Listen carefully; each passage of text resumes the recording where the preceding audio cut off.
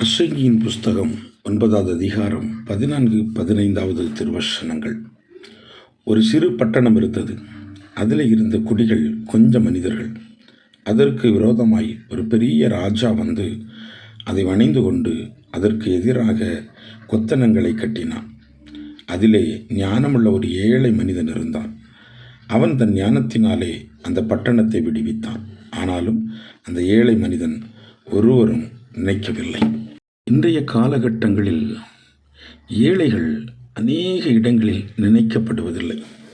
அவர்கள் எவ்வளவு பெரிய நன்மைகளை செய்திருந்தாலும் அவர்கள் நினைவு கூறப்படுவதில்லை. அநேக இடங்களில் உலகத்தாரால் மறக்கப்படுகிறார்கள், அசட்டை பண்ணப்படுகிறார்கள். என்னை கேட்குற தேவனுடைய பிள்ளைகளே, உங்கள் வாழ்க்கையிலும் நீங்கள் அநேக இடத்துல நினைவு கூறப்படாமல் மறக்கப்பட்டிருக்கிற, அசட்டை பண்ணப்பட்டிருக்கிற சில அனுபவங்களில் நீங்கள் இருப்பீர்கள் என்று சொன்னால் நீங்கள் கவலை கொள்ளாதிருங்கள். நம்மை வெறுக்கும், பரலோகம் நம்மை ஒருபோதும் வெறுப்பதில்லை. இயேசு கிறிஸ்து நம்மை நினைவு கூறுகிறவராக இருக்கிறார். எஸ்தருடைய புஸ்தகம் நாம் வாசிக்கிற போது முர்தைக்காய் என்று சொல்லுகிற நபரை குறித்து நம்ம விதத்தில் வாசிக்கிறோம். அரண்மனை முற்றத்தில் முர்தைக்காய் ஜீவித்த ஒரு மனுஷனாக இருந்தான். அவன் அவ்விதமாக ஜீவித்து கொண்டிருந்த அந்த காலகட்டத்தில் ராஜாவுக்கு விரோதமாக காவல் காக்கிற 2 மனிதர்கள் அவன் மேல் கை போடும்படியாய் சதித்திட்டம் தீட்டுகிறத முர்தைக்காய் அறிந்து கொள்ளுகிறான். இதை ராஜாவுக்கு தெரியப்படுத்தும்படியாய் எஸ்தரின் மூலமாய் முர்தைக்காய் சொல்லி அனுப்புகிறான். அந்த காரியத்தை ராஜா விசாரிக்கிறார். அது உண்மை என்று காண்கிறார். அவன் ஸ்தோத்திரம். அந்த 2 காவலாளிகளும் தண்டனைக்குட்படுத்தப்படுகிறார்கள். ஆனால் முர்தைக்காய்க்கோ எந்த நன்மையும் அந்த காலகட்டத்தில் செய்யப்படவில்லை. இந்த காலகட்டத்தில் அப்படியே ஓடிக்கொண்டிருக்கிற போது ஆமான் என்று சொல்லுகிற மனுஷனை ராஜா அந்த தேசத்தில் பிரதானிகளின் தலைவனாக உயர்த்துகிறார். ஆமானோ அவன் ஸ்தோத்திரம் பிரதானிகளின் தலைவனாக மாறினதனால் தேசத்தின் குடிகள் எல்லாம் ஆமானுக்கு வணக்கம் செலுத்துகிறார்கள். முர்தைக்காய் அவன் யூதனாக இருந்தபடியினால் தெய்வத்திற்கு செலுத்துகிற மரியாதை ஒரு மனிதனுக்கு செலுத்துவதில்லை என்று சொல்லுகிற நியமத்தில் அவன் உறுதி உள்ளவனாக இருந்தான். இதனால் ஆமானுக்கு முர்தைக்காய் மேலே மிகுந்த ஒரு கோபம் வந்தது. அவனை எப்படி ஆயிலும் அழிக்க வேண்டும் என்று சொல்லி எண்ணினான். முர்தைக்காய் நிமித்தம் இருந்த அந்த கோபம் யூத ஜனங்கள் யாவரையும் அழிக்கும்படியாய் அவனை ஒரு சதித்திட்டத்திற்கு நேராய் கொண்டு போய் நிறுத்தினது.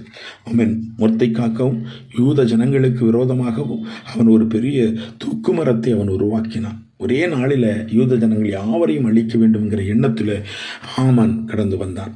அந்த நாட்களில் தானே முர்தைக்காய்க்கு விரோதமாய் தூக்குமரம் உருவாக்கப்படுகிற அந்த நாளில் ராஜாவுக்கு தூக்கம் வராதபடி தேவனாகிய கர்த்தர் செய்தார். அவன் வர்த்தமான புஸ்தகங்களை வாசிக்க தொடங்கினான். அந்த வர்த்தமான புஸ்தகங்கள் வாசிக்கப்பட்ட போது அங்கே முர்தைக்காயை குறித்து சொல்லப்பட்டிருக்கிறது. முர்தைக்காய் ராஜாவுக்கு செய்த நன்மையை குறித்து அங்கே வாசிக்கப்பட்டது. அவனுக்கு எந்த நன்மையும் செய்யப்படவில்லை என்பதை ராஜா அறிந்து கொள்கிறான்.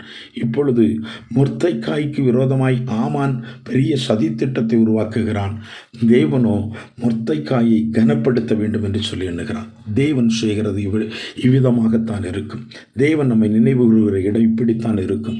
ஆண்டவருடைய அற்புதம் அவன் நம்முடைய இக்கட்டு நாட்களிலே நமக்காக வெளிப்படும். நாம் செய்த நன்மைக்கு தக்கதான பிரதிபலனை அப்பொழுது நாம் அறுவடை பண்ணுவோம். உலகம் மறக்கும், கர்த்தர் மறப்பதில்லை. முர்தைக்காய் ராஜ வஸ்திரம் தரிப்பிக்கப்படுகிறான். அவன் ராஜாவினுடைய கிரீடம் தரிப்பிக்கப்படுகிறான். ராஜா ஏறுகிற குதிரையிலே அவன் ஏற்றப்படுகிறான். அவன் தண்டனிட்டு தேசம் முழுவதும் ராஜா கனப்படுத்துகிற மனுஷன் இவ்விதமாய் கனப்படுத்தப்படுவான் என்று சொல்கிற அவன் வார்த்தையோடு கூட அந்த தேசம் முழுவதும் முர்தைக்காய் உலா வந்ததை நாம் பார்க்க முடியும். அவனுக்கு விரோதமாய் சதித்திட்டம் பண்ணின ஆமானோ வெட்கத்தோடு தன் வீட்டிற்கு திரும்பினான். என்னை கேட்கிற தேவனுடைய பிள்ளைகளை, உலகம் மறக்கும், ஆனால் தேவனாகிய கர்த்தர் ஒருபோதும் நம்மை மறப்பதில்லை. நாம் செய்கிற நன்மைக்கு தக்க பிரதிபலனை அவர் ஏற்ற வேளையிலே செய்வார். நம்முடைய இக்கட்டில் நாம் தெய்வத்தினால் நினைவு கூறப்படுவோம். நாம் செய்த நன்மைக்கு தக்க பிரதிபலனை பரலோகம் ஏற்ற வேளையிலே அது நமக்கு தரும். ஆகையால் நன்மை செய்வதிலே சோர்ந்து போகாமல் இருங்கள். உலகத்தால் மறக்கப்படுவதனாலேயோ, உலகம் உங்களை நினைவு கூறாமல் இருப்பதனாலேயோ, நீங்கள் மறைக்கப்படுகிறதுனாலேயோ, அல்லது நீங்கள் அசட்டை பண்ணப்படுகிறதுனாலேயோ நீங்கள் கவலை கொள்ளாதிருங்கள். உலகம் என்னை மறக்கலாம், மறைக்கப்படலாம், நான் நினைவு கூறாமல் இருக்கலாம், என்னை அசட்டை வாழ்க்கை பண்ணாமல் இருக்கலாம், ஆனால் என்னை நினைவு கூறுகிற ஒரு ராஜ்யம் உண்டு. அந்த ராஜ்யம் என்னை நினைவு கூறும் என்று சொல்லுகிற நம்பிக்கையில் ஓடுவோம், நன்மை செய்வோம், கர்த்தரிடத்திலிருந்து நன்மையை பெற்றுக்கொள்வோம். ஆண்டவர் நம்மை நடத்துவார். இந்த வார்த்தைகளினாலே எழும்புங்கள், விசுவாசத்திலாய் நன்மை செய்ய அவன் சொத்திரம் ஓடுங்கள். கர்த்தர் உங்களை இக்கட்டுகளை நினைவு கூர்ந்து அவர் உங்களை ஆசீர்வதிப்பார்.